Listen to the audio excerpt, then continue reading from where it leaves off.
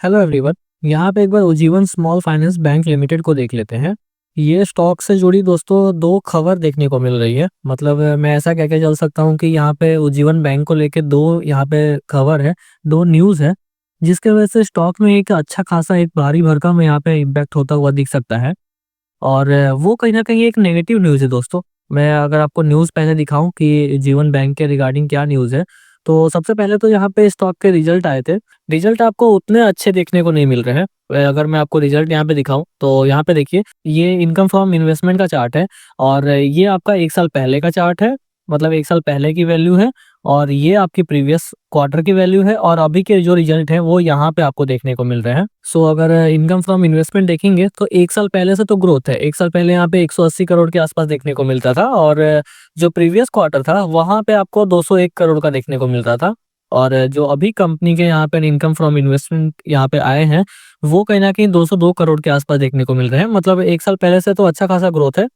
और जो previous quarter है वहाँ से भी आपको एक थोड़ा-सा ग्रोथ देखने को मिल रहा है। और वहीं यहाँ पे इंटरेस्ट अर्न देखेंगे आप, तो उसमें भी स्टॉक में आपको ग्रोथ देखने को मिल रहा है 1 साल पहले से। लाइक 1 साल पहले यहाँ पे 1470 करोड़ का यहाँ पे कंपनी इंटरेस्ट अर्न करती थी और इस बार का जो इंटरेस्ट अर्न है वो आपका लगभग यहाँ पे 1600 करोड़ के आसपास देखने को मिल रहा है, 1590 करोड़ के आसपास। लेकिन अगर वहीं आप गौर से देखेंगे यहाँ पे, तो जो प्रीवियस क्वार्टर था वहां से एक स्लाइटली ड्रॉप देखने को यहाँ पे मिल रहा है। लाइक यहाँ पे प्रीवियस क्वार्टर में 1612 करोड़ के आसपास का इंटरेस्ट अर्न था और इस बार जो आप देखेंगे तो 1590 करोड़ के आसपास यहाँ पे देखने को मिल रहा है। सो एक तो ये एक नेगेटिव इम्पैक्ट यहाँ पे देखने को मिल रहा है। और अगर यहाँ पे अगर आपको मैं नीचे और स्क्रॉल करके यहाँ पे दिखाऊं, तो ये जो आपका एक्सपेंडिचर है वो आपको कहीं न कहीं बढ़ता हुआ दिख रहा है, जो भी कि एक अच्छी न्यूज़ तो यहाँ पे नहीं है एक्सपेंडिचर का बढ़ना। लाइक 1 साल पहले आप देखेंगे तो 587 करोड़ के आसपास कंपनी का एक्सपेंस था और इस बार देखेंगे तो वहीं 700 करोड़ के आसपास एक्सपेंस आपका बढ़ के हो चुका है और जो प्रीवियस क्वार्टर था वहाँ पे 690 करोड़ के आसपास देखने को मिल रहा है। सो एक तो आपको मैंने ऊपर यहाँ पे नेगेटिव चीज़ बताया और वहीं अगर आप यहाँ पे प्रॉफिट आफ्टर टैक्स देखेंगे कंपनी का, ये सबसे मेन इंपॉर्टेंट चीज़ है यहाँ पे दोस्तों। यहाँ पे आपको बहुत ज़्यादा ड्रॉप देखने को मिल रहा है। जैसे कि प्रॉफिट आफ्टर टैक्स आपका 1 साल पहले कंपनी आपका 300 करोड़ का प्रॉफिट जनरेट करती थी और जो प्रीवियस क्वार्टर था वहाँ पे 233 करोड़ का प्रॉफिट था। लेकिन इस बार का जो प्रॉफिट आया है कंपनी का वो ऑलमोस्ट सिर्फ यहाँ पे 108 करोड़ का कंपनी ने प्रॉफिट जनरेट किया है, जो कि एक काफ़ी यहाँ पे नेगेटिव न्यूज़ है ये। इसका काफ़ी इम्पैक्ट पड़ता हुआ दिख सकता है आपको मार्केट में आने वाले टाइम पे भी।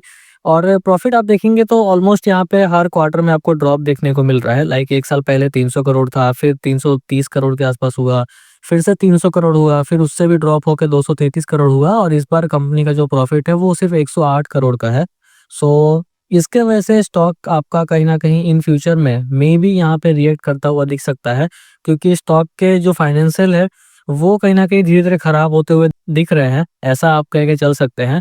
क्योंकि आप देखिए, हालाँकि 1-2 क्वार्टर खराब आता है, इससे कंपनी खराब नहीं हो जाती है। लेकिन जो भी आपका यहाँ पे टेक्निकल एनालिसिस देखेगा, फंडामेंटल एनालिसिस देखेगा, वो यहाँ पे यही गौर करेगा कि या स्टॉक के जो यहाँ पे रिजल्ट हैं, जो आपके प्रॉफिट है, वो यहाँ पे डाउन होते जा रहे हैं, ड्रॉप होते जा रहे हैं, जिसके वजह से स्टॉक में एक नेगेटिव इम्पैक्ट पड़ता हुआ आपको दिख सकता है।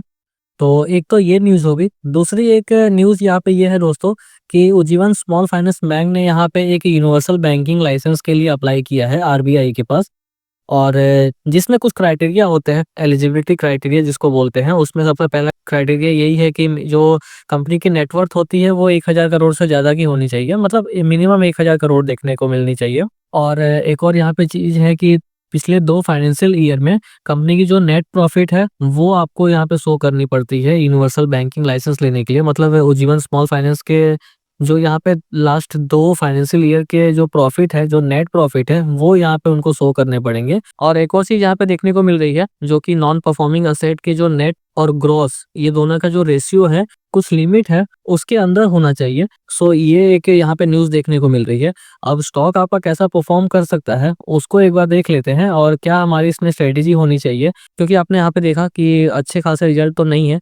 सो क्या हमारी स्ट्रेटेजी होनी चाहिए, उसको एक बार यहाँ पे देख लेते हैं एंड फिर स्टॉक को यहाँ पे हम टाइम करने की कोशिश करेंगे। लाइक ये देखिए दोस्तों, यहाँ पे हमने कहीं न कहीं एक मंथली टाइम फ्रेम पे स्टॉक को जज करना यहाँ पे स्टार्ट किया था। स्टॉक आपका जो इसके सपोर्ट के लेवल है, उसके से तो फिलहाल अभी यहाँ पे ऊपर चल रहा है। जो कि आपका मैंने आपको बताया था 30 के लेवल के आसपास इसके सपोर्ट के लेवल निकल के आ रहे हैं, 30 से लेके 27 के आसपास। स्टॉक में एक्चुअल वीकनेस आपको 25 के नीचे देखने को मिल जाएगी। ये आपको मैंने यहाँ पे इन्फॉर्म करके रखा है कि मतलब स्टॉक अगर आपका 24, 25 के नीचे क्लोजिंग ले लेता है, देन फिर चांसेस रहेगा कि ये जो पैटर्न है या तो स्टॉक आपका और खराब करता हुआ दिख सकता है।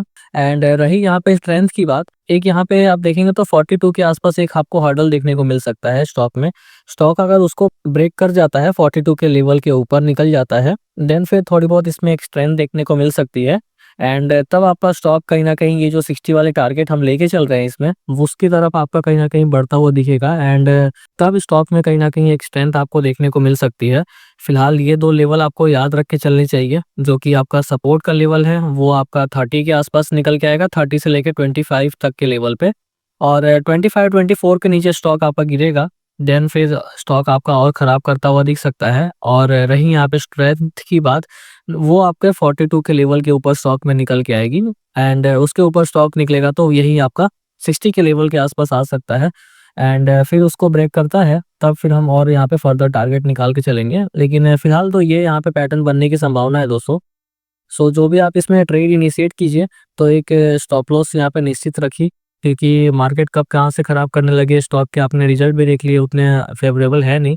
सो जो भी यहाँ पे आपके खराब रिटर्न ना हो, इसके वजह से स्टॉप लॉस लेके चलिए। और जैसे जैसे स्टॉक आपकी दिशा में बढ़ती जाए, वैसे वैसे आप अपने यहाँ पे ट्रेलिंग स्टॉप लॉस जो है उसको भी मूव करते रहिए, और जो प्रॉफिट बनते हैं उसको खराब मत कीजिएगा। ये इसमें दोस्तों मेरा कहना है। बाकी आप अपने हिसाब से यहाँ पे अपने एनालिसिस जरूर कीजिएगा, कोई भी स्टॉक में यहाँ पे पोजीशन बनाने से पहले।